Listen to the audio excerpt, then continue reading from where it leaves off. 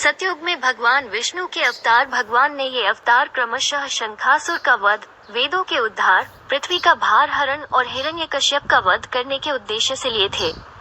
भगवान श्री राम के राजा हरिश्चंद्र की कहानी भी सतयुग से जोड़कर देखी जाती है।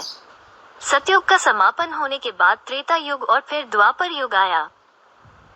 सतयुग 17,28,000 वर्ष तक रहा। ये युग 4 पैरों पर खड़ा था और इस युग में मनुष्य की लंबाई 32 फीट होती थी। इसके साथ ही इस युग में व्यक्ति की उम्र 1 लाख वर्ष थी। इस युग में कोई पापी नहीं था, यानी पाप का प्रतिशत 0 था, वहीं पुण्य का ग्राफ 100% था। इस युग में मुद्रा के रूप में रत्न चलते थे और पात्र स्वर्ण था। चैत्र शुक्ल चैत्र नवरात्रि प्रतिपदा रविवार को इस युग की उत्पत्ति हुई थी। इसका परिमाण 17,28,000 वर्ष है। इस युग में भगवान के मत्स्य, कूर्म, वराह और नरसिंह ये 4 अवतार हुए थे। इस काल में स्वर्णमय व्यवहार पात्रों की प्रचुरता थी। विस्तार से स्वर्ण युग आदिम शांति, सद्भाव, स्थिरता और समृद्धि की अवधि को दर्शाता है।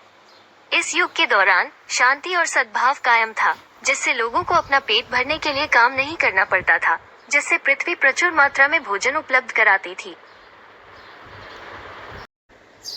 सतयुग में भगवान विष्णु के अवतार। भगवान ने ये अवतार क्रमशः शंखासुर का वध, वेदों के उद्धार, पृथ्वी का भार हरण और हिरण्यकश्यप का वध करने के उद्देश्य से लिए थे।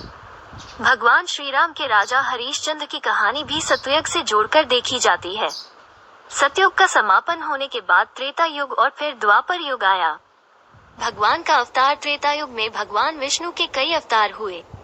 इस युग में भगवान विष्णु ने वामन, परशुराम और भगवान श्री राम के रूप में अवतार लिया। वामन अवतार ने बलि का उद्धार किया और राम अवतार ने रावण का वध किया। जातियों में समाज बट गया था।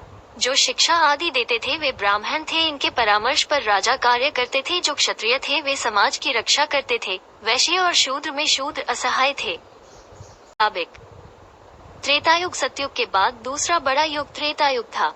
इसकी आयु करीब 12,96,000 वर्ष की बताई गई है। इस युग में मनुष्य की आयु लगभग 10,000 वर्ष होती थी। जिसके अनुसार द्वापर युग में परीक्षित नाम के एक राजा थे, जो बहुत ही न्यायप्रिय और अपनी प्रजा के प्रति निष्ठावान थे। राजा परीक्षित धनुर्धर अर्जुन के पौत्र और वीर अभिमन्यु के पुत्र थे। 1,64,000 वर्ष मानी गई है। ये युद्ध प्रधान युग है। मत्स्य पुराणानुसार द्वापर लगते ही धर्म का क्षय आरंभ हो जाता है। श्रुति के और स्मृति अनुसार ही धार्मिक निर्णय हुआ करते थे। युगों में इसे वैश्य युग कहते हैं, जिसमें युद्धों की पूजा होती है, अर्थात अनेक युद्ध होते हैं। अनेक स्रोतों के अनुसार कृष्ण की मृत्यु ने द्वापर युग के अंत और कलयुग की शुरुआत को चिन्हित किया, जो 18 फरवरी 3102 ईसा पूर्व की तारीख है। 432,000 वर्ष 1,200 दिव्य वर्ष तक चलने वाला कलयुग 5,125 वर्ष पहले शुरू हुआ और 2024 ईस्वी तक 426,875 वर्ष शेष है। कलयुग का अंत वर्ष 428,899 ईस्वी में होगा। कलयुग हिंदू काल गणना में 4 युगों की अवधारणा में चौथा और अंतिम युग है। मान्यता अनुसार महाभारत युद्ध 3137 ईपू में हुआ और कलयुग का आरंभ इस युद्ध के 35 वर्ष पश्चात अर्थात भगवान श्री कृष्ण के अपने धाम जाने के बाद हुआ। द्वापर युग समाप्त हो रहा था और कलयुग प्रवेश कर रहा था। उस समय राजा परीक्षित थे, इसलिए कलयुग के पहले राजा परीक्षित को कहा जा सकता है। हिंदू पौराणिक कथाओं के अनुसार कलयुग का पहला राजा सत्ययुग, त्रेतायुग और द्वापर युग के 4 युगों के परंपरागत राजाओं से युग था, जिनमें सूर्यवंश और चंद्रवंश के राजा श्रेष्ठ होते थे। कले के कई अर्थ हैं: क्रोध, पीड़ा, शोक, आहत, भ्रमित और भ्रमित।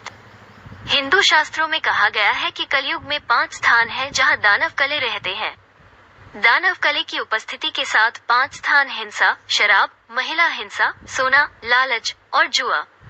कौरव भाइयों में सबसे बड़ा दुर्योधन कली का अवतार था। राजा परीक्षित ने जब कलयुग से अपने राज्य से निकल जाने को कहा तो कलयुग ने राजा से कहा कि अब तो द्वापर युग खत्म हो चुका है, अतः अब मुझे इस धरती पर रहने का अधिकार है। कृपया करके मुझे अपने राज्य में रहने के लिए स्थान दें, क्योंकि यही नियति है। राजा परीक्षित ने बहुत सोच समझकर कलयुग से कहा कि हे कलयुग, विद्वानों का मत है कि अब तक कलयुग के 3102 जोड़ 2022 इक्वल्स 5124 वर्ष बीत चुके हैं। 432,000 में से 5124 वर्ष घटाने पर 4,26,876 वर्ष शेष रह जाते हैं, यानी कलयुग की अभी बहुत अवधि बाकी है। कलयुग का अभी प्रथम चरण ही चल रहा है। हालांकि अभी से जनमानस में कल की अवतार की पूजा, आरती और प्रार्थना होती है। धार्मिक ग्रंथों के अनुसार जब कलयुग अपने अंतिम चरण में होगा और चारों तरफ धर्म की हानि होगी, तब भगवान विष्णु कल की रूप में पृथ्वी पर प्रकट होंगे। उनके जन्म का उद्देश्य धर्म की क्षति को रोकना और कले राक्षस का वध करना होगा। ये भगवान विष्णु का अंतिम अवतार होगा। इसके बाद कलयुग समाप्त हो जाएगा और पुनः सतयुग प्रारंभ होगा।